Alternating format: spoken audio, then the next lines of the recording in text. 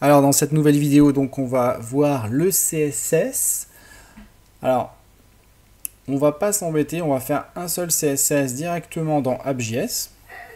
Et en plus, il est déjà, on a déjà ici un CSS qui est mis, donc on va se servir de ça. App.css. Alors je sais pas trop qu'est-ce qu'on va faire en CSS.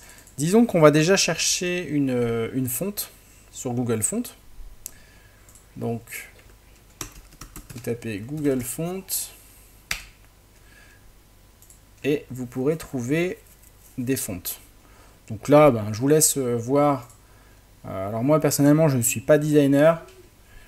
Je vous laisse voir en fonction de vos goûts, de vos préférences. Je vais regarder un peu ce que je trouve et puis je reviens juste après. Ok, donc on va choisir cette police là. Voilà, me demandez pas trop pourquoi j'ai choisi celle-ci. Je dirais que ça me fait penser un petit peu à une écriture humaine. Et je pense que l'IMC, ça concerne pas mal l'humain, ainsi que la santé. Et en parlant de santé, j'ai regardé un petit peu la couleur qui pourrait aller bien avec la santé, et en fait, je suis tombé là. Le jaune, associé à l'énergie et à l'optimise, le jaune fonctionne particulièrement bien dans la partie publicitaire de l'environnement de santé. Une couleur très utilisée dans les campagnes de sensibilisation. Bref, on va utiliser le jaune. Et alors après, pour les différentes couleurs, ce qu'on peut peut-être faire, c'est trouver... Alors je sais plus comment ce que j'avais trouvé. J'aime bien utiliser les façons de faire de Google qui sont... Google... Material Design. Design Color. Hop.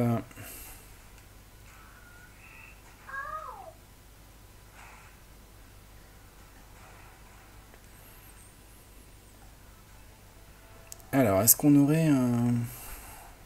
Ça, c'est pas mal, par exemple. Expressif...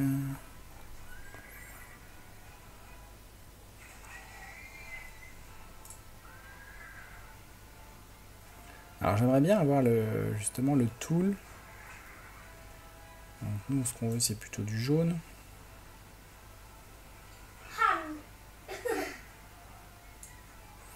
Donc ça me va pas. Attendez, je regarde si j'ai pas du jaune déjà fait là. Voilà, ça c'est pas mal. Voilà, du yellow comme ça. On peut prendre celui-là par exemple. Bon, on va voir après. Alors, concernant la fonte, donc on va sélectionner celle-là.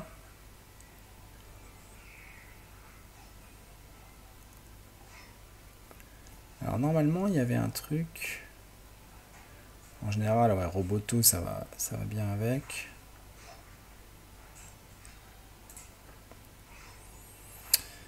Alors, embed. Bon, là, on va pas s'embêter. Alors, il y a plusieurs façons d'intégrer le CS, enfin la fonte, dans le... On peut faire par exemple via un import, directement dans le style, ou alors on peut faire un link. Tiens, d'ailleurs, on va faire un import. On va faire un import comme ceci. Voilà. On va l'importer ici directement. Là, je fais CTRL Z, enfin je fais Altern Z pour que ça revienne à la ligne, pour qu'on voit un peu ce qu'on fait. Et puis on va le mettre sur le H1 et sur le bouton. Donc on va faire H1 button, font family, et on va mettre Knee-Wave. Knee-Wave. Et pour le reste,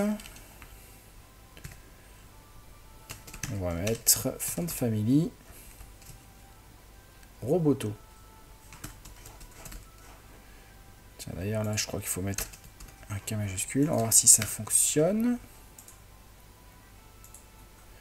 Voilà, donc on a bien, alors c'est pas forcément top, mais bon, ça va. On a bien notre fonte qui s'est mis. Hein. Et là, normalement, on doit être sur du Roboto. Voilà, on est sur du Roboto, en effet. Bon, on voit pas une grosse différence, mais bon. Donc ça, c'est pour notre fonte.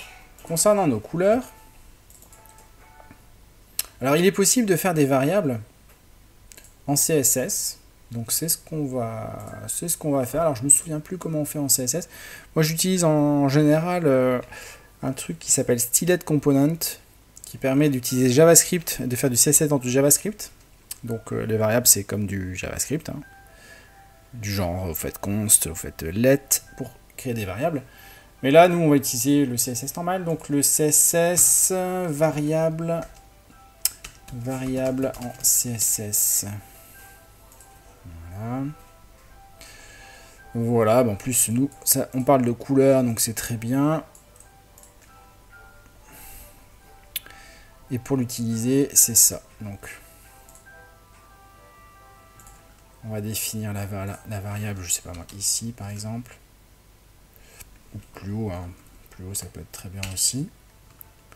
Donc notre variable, on avait dit qu'on prenait ce jaune là.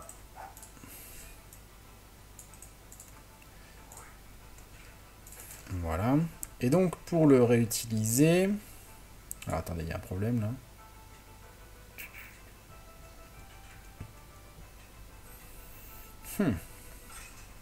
Pour le réutiliser, c'était quoi? C'était var. Alors voici comment on déclare une variable, élément. Ah d'accord, il faut le mettre dans un élément. C'est embêtant. Problématique. Lors de l'élaboration des sites de rendation, le retour parfois face à souci du maintenu. Donc peut-être dans body, on va le mettre dans body. Hop. Voilà, ça fonctionne parce qu'on le met dans l'élément. Et après, background color. Tiens, on va essayer de le mettre là directement. Donc là, on va l'appeler primary color. Ou juste primary, ça sera très très bien. Et on va mettre ça ici. Primary. On sauvegarde. Et là, normalement, c'est jaune. Ok. Bon, bah, c'est parfait. C'est ce qu'on voulait. Bon, ça me semble suffisant. Hein, ça me semble pas mal. D'ailleurs, le H1, on va le mettre text line center.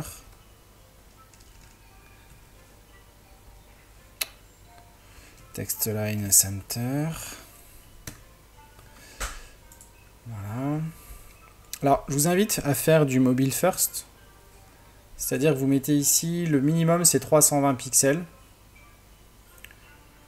Et vous faites une première version de votre CSS en 320 pixels avant d'attaquer la tablette. Donc la tablette c'est à partir de 768 pixels. Et ensuite vous pouvez grossir jusque... alors il y a une résolution qui est beaucoup utilisée, c'est 1366 pixels. Ou au moins on va dire 1200 pixels. Et puis après Full HD, donc 1920 par 1080. Donc 1920 pixels. Donc maintenant on commence aussi à avoir des écrans un peu plus grands, mais bon. Disons que si vous faites mobile, c'est indispensable. Tablette, c'est bien quand même de l'incorporer. Nous on va pas s'embêter, on va pas le faire en tablette. Et par contre, voilà, à partir de 1366, on va faire 1200, c'est bien de le faire également. Donc là, nous on va commencer par le mobile. Donc c'est minimum 320, mais en fait sachez que vous avez quand même, en général c'est un peu plus. Par exemple l'iPhone X c'est beaucoup vendu. L'iPhone X c'est 375, même si je sais il y a beaucoup plus de pixels en largeur que 375, c'est juste que il y a un... Vous savez dans l'HTML, si on regarde l'HTML, où est-ce qu'il est l'HTML? C'est dans public. Si vous regardez dans l'HTML ici, vous avez le... Alors je vais faire comme ça. Vous avez ici le viewport, le meta viewport. Width égale divides width. Initial scale 1. Enfin bref, je pense que c'est à cause de ça que dans le navigateur, on a l'impression... Enfin, quand on a un iPhone X, en fait, finalement, c'est comme si on avait 375 pixels, en gros, quand on voulait. de large. Alors même s'il y a beaucoup plus de pixels, en réalité, voilà, ça se met sur 375 pixels. D'ailleurs, je trouve ça un petit peu n'importe quoi d'avoir énormément de pixels, des écrans à 4K sur un téléphone, ça sert complètement à rien, mais bon, c'est mon point de vue. Alors, où est-ce qu'on en était? Donc ici, qu'est-ce qu'on pourrait faire? On pourrait faire... les inputs, on pourrait leur mettre une largeur. Les inputs et les buttons, on pourrait se mettre 100% par exemple. Donc input, button, width 100%. Alors qu'est-ce que ça fait ça? C'est pas mal. On va mettre aussi au niveau du body. Alors ce qui peut être bien aussi avant de faire même les couleurs, c'est ici de changer, de faire margin, de dire toutes les margines on les met à 0, tous les paddings on les met à 0, margin padding 0, et de faire un box sizing border box. Bon, ici c'est pas un cours de CSS, mais voilà. Alors,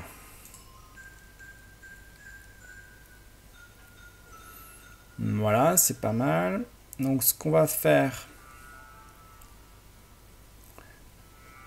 on va ajouter de l'espace juste après le titre. Donc le H1, on va faire un margin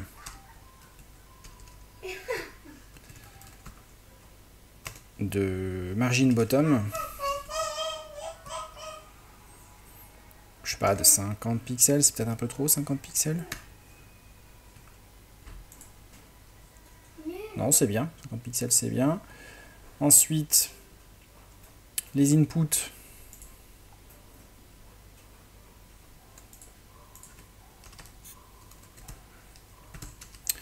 Les inputs, on va enlever la border, je pense. Ou alors, attendez. Ce que je devrais faire, c'est un padding sur le formulaire. Ouais, sur le formulaire et puis l'UL. Tiens, ça serait bien ça. Ah oui, il y a aussi l'interprétation. Donc 0.5, ou plutôt 50 kg 0.5. Voilà, on a l'interprétation qui est là. En fait, on a app. Ce qu'on va faire, c'est qu'on va faire un wrapper. Un wrapper qu'on va mettre dans app.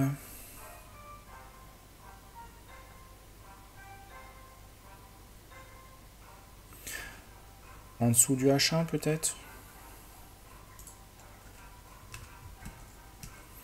Alors moi j'aime bien, on pourrait mettre wrapper, j'aime bien mettre des petits mots comme ça, donc box est assez court, donc j'aime bien. On va mettre box. Ouais, non, on va mettre wrapper, ce sera plus clair. Et on va tout glisser dedans, donc ça on va le mettre jusqu'en bas. Voilà, si je me trompe pas, on est bon. Parce que la div là c'est l'app. Et donc dans le wrapper, on a tout, à part le H1, donc on va le mettre ici. Point wrapper. On va faire un padding. Donc on veut 0 au-dessus, 0 en... Oh, quoique non, on veut le mettre partout. Tiens, on va mettre, je sais pas, 10 pix. Non, 20 pix. On va essayer avec 20 pix, voir ce que ça fait. Ouais, c'est un peu mieux, ouais. C'est un petit peu mieux. Donc au niveau des deux inputs, on va leur mettre un margin bottom de au moins 20 pixels. Donc margin bottom de 20 pixels. Voilà. Ce qui nous donne ceci, c'est pas mal.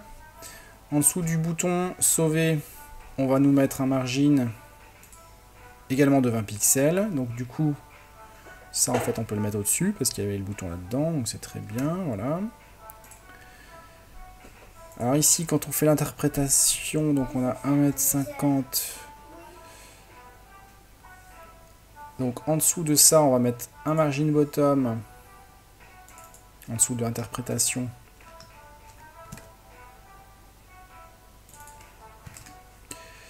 Un margin bottom de 50 cette fois-ci, pour un petit peu essayer de différencier les différentes parties. Voilà.